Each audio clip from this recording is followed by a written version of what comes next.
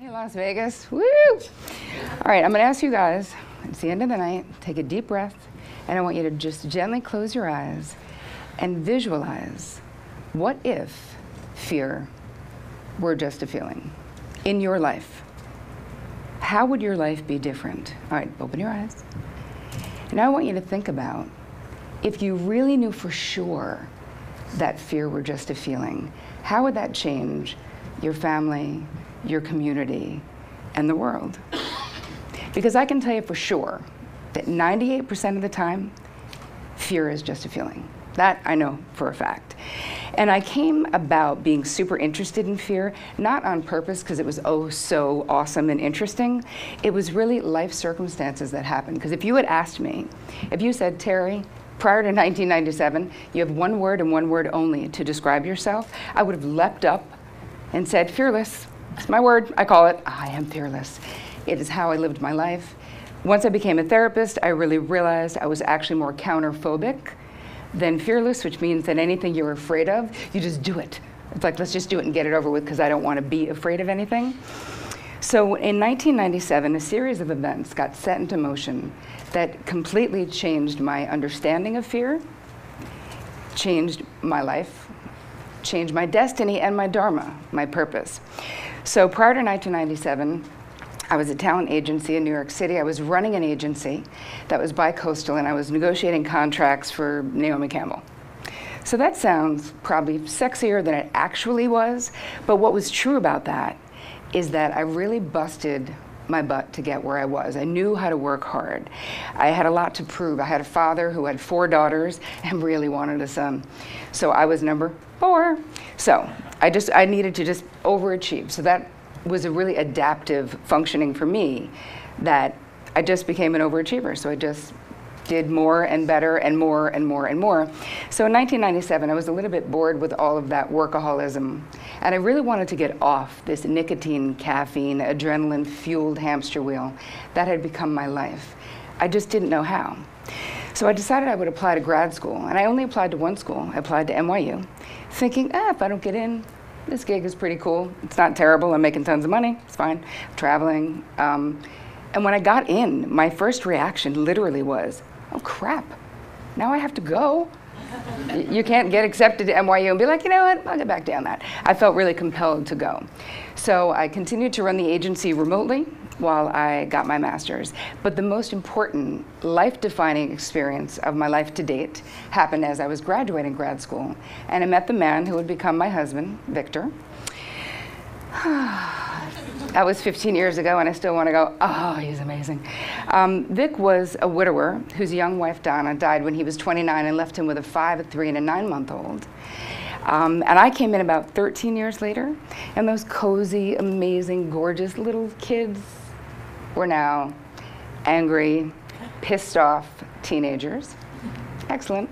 And they also, Vic wasn't just widowed, he was widowed and divorced from a really crappy second marriage that was super traumatic. And they all lived in this big, huge, rambling Victorian house in Elizabeth, New Jersey. I didn't care.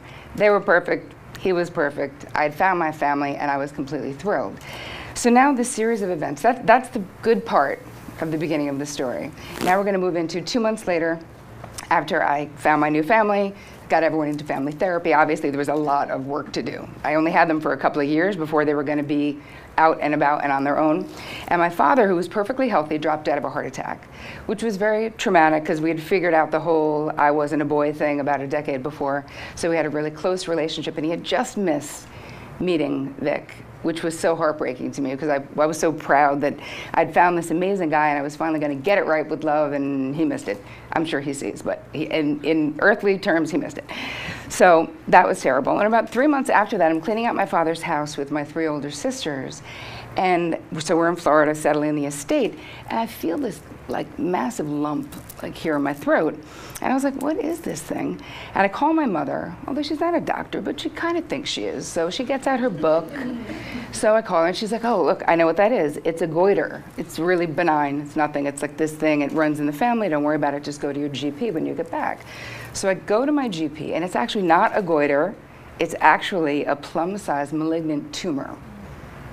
So it's not just that getting diagnosed with cancer is scary. because it's scary at any age. I was in my early 30s.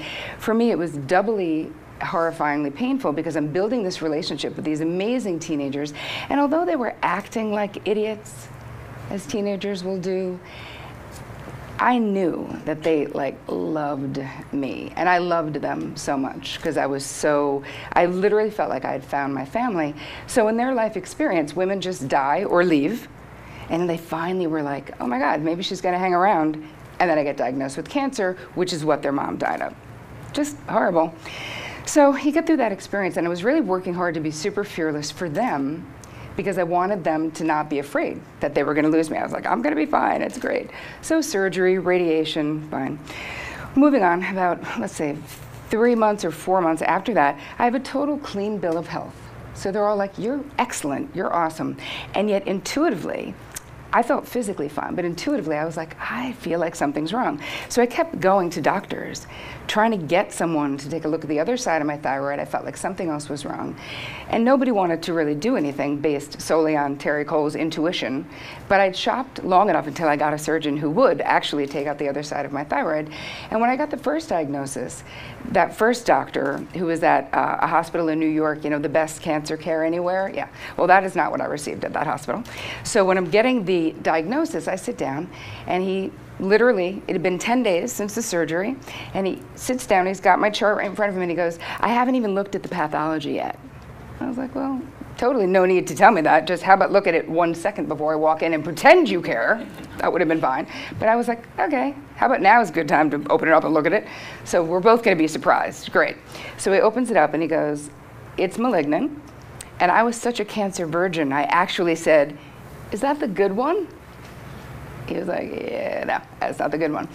So the second time around, I finally found a surgeon who would remove it. I go in for the pathology, not such a cancer virgin anymore. And he said, interesting pathology. And I was like, oh, I know what that means. That means it's malignant. And he said, not only is it malignant, in 38 years of doing this, I've never seen this. It's a totally different kind of cancer, a lot more serious that could actually spread to lungs and bones.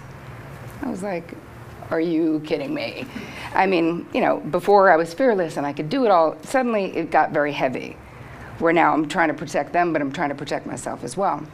So I worked through that. Of course, obviously I was in therapy and dealing with the trauma of all that and trying to still maintain this home, the family therapy and everything else we were doing. So about 4 or 5 months after that, keep in mind, we're only at the year mark, people. Can you imagine being my then boyfriend, now husband? He's like, am I a bad luck charm? What's the deal? I finally got this amazing chick and now she's gonna die right now. So it's about a year and 2 months after, and the second happiest day of my life happens, and Vic and I get engaged. And I still want to be like, hi, I want to see my engagement ring. Yeah, it's been 15 years, I don't even care. And so we were going out to actually celebrate, and this is the end of these events that happened, right? So we're going out to celebrate, it's just he and I, and it's summer, and the way the house was set up, I ran inside, I said, I'm just gonna pee, I'll be right out. And the bathroom had a window, and he was outside.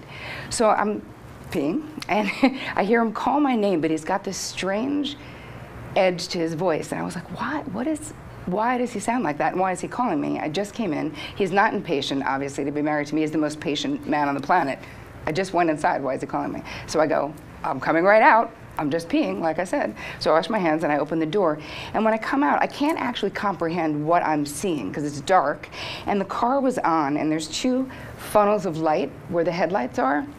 And all I can see in those lights, it looked like this. It was like this figure. It was like a wedge of a person kneeling kind of like this. And they had on a white tank top. And I was trying to look at their face. I thought maybe it was one of the kids, something.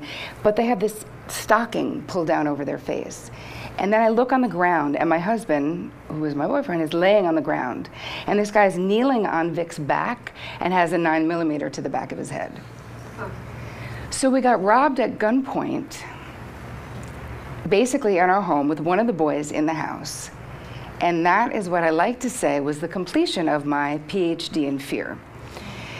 Because I went from being counterphobic or fearless to being afraid all the time.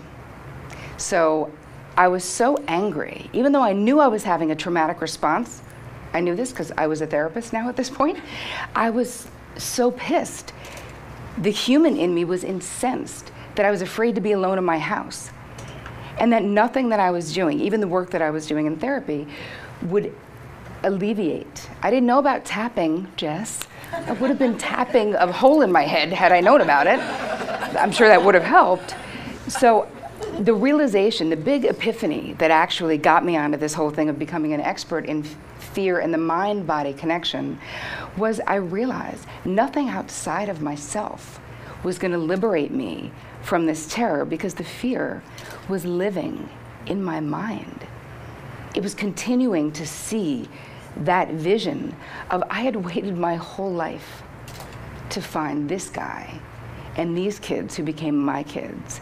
And in one moment, it all could have just been ripped away. And that thought, even now, I could bawl. It's so terrifying that I could not get myself out of there. So with the help of my own therapist and doing lots of trauma work and all of that, I worked through that. But I became completely committed and dedicated to really understanding the fear mind, which I now call the mafia mind, because that's exactly what your fear mind is, right? It's the way the mafia extorts money from people. Your fear mind extorts the future joy from your life by scaring the crap out of you with what might happen, what could happen. You know what? A lot of things might happen, but a lot of things won't happen. So I have this awesome idea that you could actually harness the mind-blowing power of your intention to create what you want to happen instead of living in fear of what might happen, like waiting for that other shoe to drop. So in all the research that I did, I've been a psychotherapist in New York and LA and internationally for the last 15 years. I'm also a transformation coach, a thought alchemist, a psychological ninja, whatever you want to call it. And this has been what I've really focused on. The things that I know for sure work is I actually use EFT and tapping. That really works to help alleviate that. But one of the major cornerstones of the work that I do with people is meditation. I actually have a guided meditation CD out right now that's really basic. And those of you who just left the room because I talked about meditation, come back. I want to tell you something. If you have a butt and a chair or a couch, you're a meditator. Isn't that awesome news? You are a meditator. You don't, people have this illusion like you have to be Deepak Chopra or a Buddhist monk to meditate. You don't. What is meditation? It's literally creating moments of stillness and silence in your daily life that ground you in this present moment. And what you will gain from a daily practice, and I'm not even talking an hour, I'm talking start with 5 minutes. Before I'm done, we'll do 1 minute. You will love it, trust me. What it gives you is the ability to respond instead of react. And what Jess was talking about with the fight or flight, and how that experience, you should be afraid if someone has a 9mm to your head, right? Because that's going to activate your fight or flight and hopefully save your life. But most of us walk around like someone has a gun to our head all the time, and they don't. And what you lose from living in that space, that future tripping space of what might happen, or ruminating about the past, these are both things that don't even exist. The past is done. It only exists in your mind, right? The future isn't here yet. So projecting all the time, we normalize it in our society. We normalize people catastrophically projecting into the future. And what they call themselves is, they just say, I'm just a worrier. My mother, we're all worriers. That's just what we do. That's literally, if we made them say the words, the actual subtext, I just catastrophically project into the future about horrible, terrible, awful things all the time. Would people be so readily excited and braggable about their worriedness? They wouldn't. They would not be walking around saying, I'm just a worrier. What Sean had said before is so key in, these are all choices. And I would say the biggest takeaway for my clients is the realization that you, every single one of you, in this community, in your life, in what you're doing here, you have choices. You have choices about what you hold in your mind. You have the power. You are in charge of you. So I'm not anti-fear, because that's like being dead. You can't not have fear. This is part of the human condition. And actually, fear can be an incredibly wise teacher. It can be your intuition, and it can get you not killed if someone has a gun to your head, right? So if you don't use fear Fear will absolutely use you. It can fuel you to go where you want to go instead of keeping you stuck in your tracks. So I want to see if I can get you grounded in this moment. Yes, are you ready? You willing? All right, uncross your legs, put all your crap down. Just start by taking a couple of deep breaths. I'm going to ask you to gently close your eyes, make any last minute adjustments. You're going to take another deep breath and exhale. And now I want you to visualize a beautiful, relaxing, healing amethyst light coming in through your crown chakra at the top of your head, moving down behind your eyes, relaxing all the muscles around your eyes, relaxing your jaw muscles, moving into your neck muscles and your traps, relaxing and releasing. See and feel that light moving into your arms, biceps, triceps, your elbows, your forearms, all the way down to your hands. See and feel that beautiful, relaxing light moving into your chest, illuminating all of your internal organs, moving to the back of your body, releasing your upper back, relaxing the muscles of your middle back, releasing your lower back and your buttocks. And now see and feel that light, that energy moving into your hips, down your thighs, releasing your tight hamstrings, your knees, your shins, your calves, and your feet. I want you to take a deep breath. On your exhalation, I want you to visualize that any constriction you've been holding in your body, any fatigue, any pain, any limiting thoughts and beliefs, any fears that you have, on your exhalation, you are exhaling all of that out of your body, creating space for how you want to feel, for what you want to create. So take a deep breath, and I'm going to ask you to put a feeling in that spot where that constriction was. And if you don't know a good feeling to put in, you can always pick gratitude. Think of a child that you love. Think of anything awesome that's happened to you in your entire life. Conjure that feeling in the middle of your chest. Take one last deep breath. Exhale and gently blink your eyes open, stretch your hands, rock your feet a little bit. Give yourself a nice, big, full body stretch. And be here now. You want to go to questions? Are we good? All right, does anyone have any questions? Oh, wow. Yay, thanks. Awesome. Yes? It's just a question of curiosity, but if every person in this country adopted this lifestyle, what do you think it would look like over the next few years? Oh man, that's such a good question. Her question was, if every person in this country, or this community, shall we say, let's keep it right here to Vegas, actually adopted this, actually took their power to transform their thoughts, to create what they want, what do I think it would look like? The only thing I can really say is that it would look really different, and how I can tell you how I imagine it would feel, which is when you think about how fear and all this projection plays a part in what happens in communities about crime, scarcity, all of those things. That is a super constricted feeling. When I think about someone holding a gun to my husband's head, I don't feel expanded, right? I feel, oh, and we can all feel where this happens in our body, that constriction. So it would feel much more expansive, and there'd be much more flow.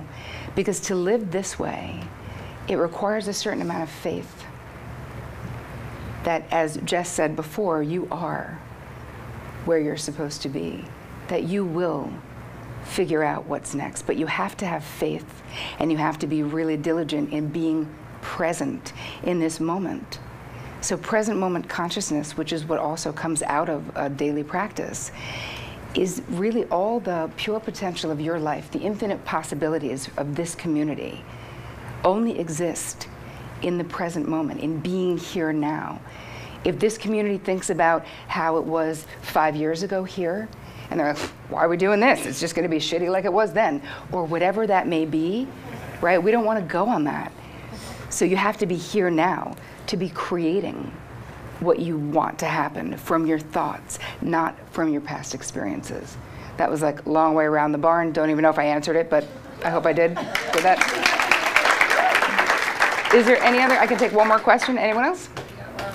There's one. Where? Okay, I'll take you. Not a question. I think you're so awesome. Oh, I want to jump off here and hug you right now. Thanks. Do you want to take one more? We're good. There was one in the back.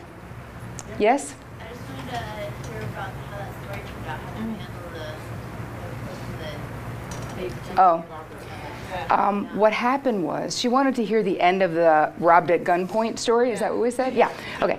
So what happened was I had what the person wanted in my pocket because they had seen us leave an ATM and I had put money in my pocket. And so Vic is on the ground and he looks up and says, he wants what's in your pocket. Now we all know I had money in my pocket. And I just walked, and it was like being in a weird movie where everything's in slow motion. That was my experience. And then I had this disassociative experience where I could see the back of my head. How weird is that? I was like up here watching it because it was so incredibly terrifying that, and I wasn't, I swear to God, I wasn't like, oh, I hope he doesn't shoot me. That never entered my mind. I was like, oh, my future, oh my God, please don't shoot him, you know? So I just kept saying as I walked down the steps, we're good, it's all good, right here, I got it, I'm good. Praying he wasn't gonna take my engagement ring that I love so, which was a lot more expensive than what was in my pocket. But anyway, so I actually got away from that. It was like, yay, he didn't steal my ring. That was it, I gave him the money. He jumped up, he had a getaway car, we had a very long driveway, so he ran down. And I have to say, and it's not funny and I hope he doesn't see this, but my husband in his own like, hi, I just almost died, whatever was happening to him, he jumps up and gets the car keys and he jumps into the car. I go, where are you going? He was like, I'm going after him. I was like, yeah, cowboy. No, you're not. What and you're gonna do what? He has a gun. He's like, I'm gonna get the money back. I was like, okay, give me those keys. So obviously we called the police. They never found the person, it never happened. But literally that experience. And you know, people say this, a friend of mine, Chris Carr, will say, she's a cancer survivor, and she'll always say, well, I won't call cancer a gift because I wouldn't give it to you. So I feel the same way. Like, I wouldn't call it a gift, but I would say it is the pivotal, it was the icing on the crop cake of what had happened that year, but it was the pivotal moment where I realized there is no possible way to live with that amount of fear, literally dictating my actions, my feelings, my thoughts, everything that I did. And then I realized how many people are living that way. And that became my platform and my passion. And thank you so much for your time.